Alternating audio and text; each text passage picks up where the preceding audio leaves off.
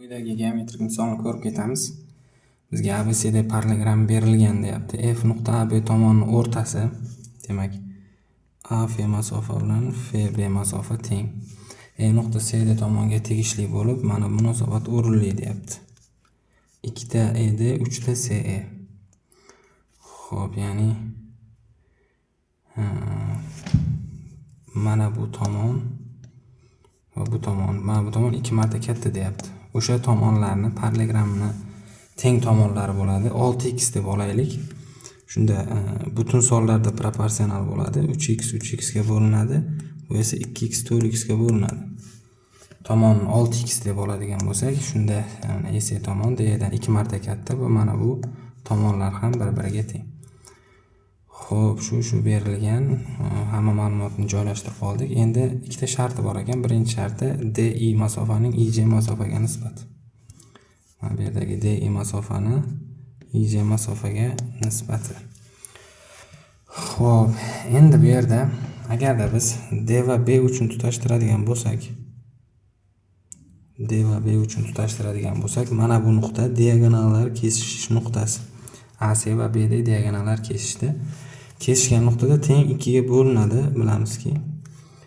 Shunda mana bu DF ham mediani, mana bu A nuqta deydigan bo'lsak, AO ham mediani. Mana bu nuqta J nuqta esa medianalar kesishish nuqtasi. ABD uchburchakning medianalar kesish nuqtasi, chunki DF ham mediani, AO ham mediani. Bilamizki, medianalar bir nuqtada kesishadi. Kesishgan nuqtada uchidan boshlab 2/1 nisbatda bo'linadi. Shu qoidaga ko'ra, mana bu masofa 2A, kichik masofa esa A ga teng bo'ladi. Shunday deb aytishimiz mumkin va bundan biz o'rtadagi masofani ham qandaydir D deb kiritib oladigan bo'lsak, mana masofani D deydigan bo'lsak, pastki masofa A, yuqoridagi masofaga 2A minus D masofa qoladi. Demak, I nuqta va J nuqtalarini ham belgiladik.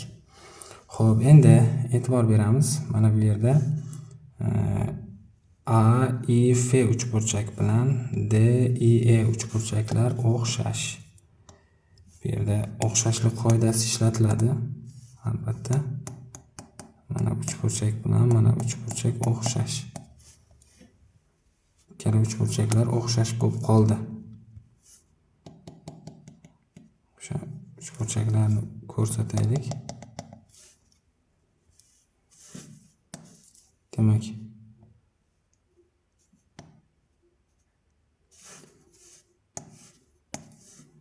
mana bu uchburchagimiz va mana bu uchburchagimiz.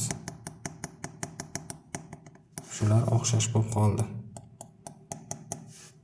Endi o'xshashlik qoidasini ishlatishimiz mumkin. O'xshashlik qoidasiga ko'ra mana bu burchagimiz bilan bu burchak teng, ichki almashinuvchi va mana bu burchaklar ham teng.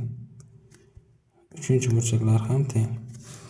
O'xshashlik qoidasidan foydalanadigan bo'lsak, demak, A shartini ishlaylik. A shartiga ko'ra o'xshashlik qoidasidan 3x masofaning 2x masofaga nisbati A plus D ning 2A minus D ga nisbati. E'tibor beramiz mana. Mana bu burchak qarshisidagi tomonning o'sha burchak qarshisidagi tomonga nisbati va A plus D ning 2A minus D ga nisbati. Xo'p, bu yerda x lar qisqardi. Proporsiya qilamiz. Demak, 2A plus 2D teng 6A minus 3D. Demak, 5D teng 4A yoki D teng 0.8A desak bo'ladi. Shu yerda endi barcha belgilashlarni kiritib bo'ldik. Biz A shartiga ko'ra DI masofaning IJ masofaga nisbatini so'rayotganda, DI masofamiz 2A minus D. 2A minus D. IJ masofamiz esa D ga teng. D o'rniga 0.8A ni olib borib qo'yadigan bo'lsak, bu yerda 1.2A ning 0.8A ga nisbati A'lar qisqardi va uni 4 ga ham qisqartirsak 3 taqsim 2 kelib chiqdi. Demak, A shartining javobi 3 taqsim 2 ekan. Xo'p, yozib qo'yamiz, ya'ni 1,5. Keyingi shartimizga e'tibor beramiz. CIJ uchburchak, mana bu yerda kichik bir uchburchak bor. Shu uchburchakning parallelogram yuziga nisbati. Endi biz bu yerda parallelogramni chizib olishimiz kerak. Bizga parallelogram kerak bo'ladi.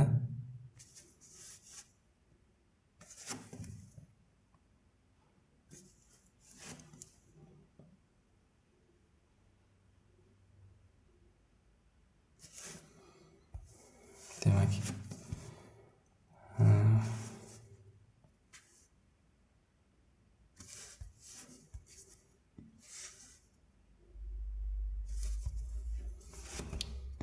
A, B, C, D va bu yerda o'rtasiga tushyapti.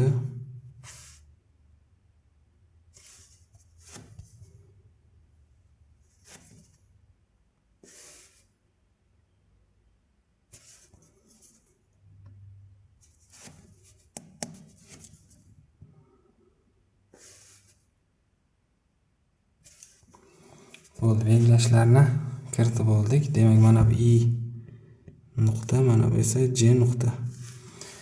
Xo'sh, bizdan mana shu CIJ yuzining parallelogram yuziga nisbatini so'rayapti. Masofalarni kiritib olamiz. Mana bu masofamiz DA 2A - D edi. D 0,8 A chiqqani uchun mana bu masofaga 0,8 A, bu masofaga A 2A - D bo'ladigan bo'lsa 1,2 A ni kiritamiz. Xo'p, va C va F uchun tutashtiramiz. C va F uchun tutashtirdik. Endi bu yerda mana bu uchburchaklarga e'tibor beramiz. DCI uchburchak, CIJ uchburchak va CJF uchburchaklar. Ularning balandliklari bir xil, asosining tomonlari esa turli xil. Tomonlari qanday nisbatda bo'lsa, yuzalari ham xuddi shunday nisbatda bo'ladi. Ya'ni mana bu yuza S, bu 0,8 S, bu esa 1,2 S yuza bo'ladi.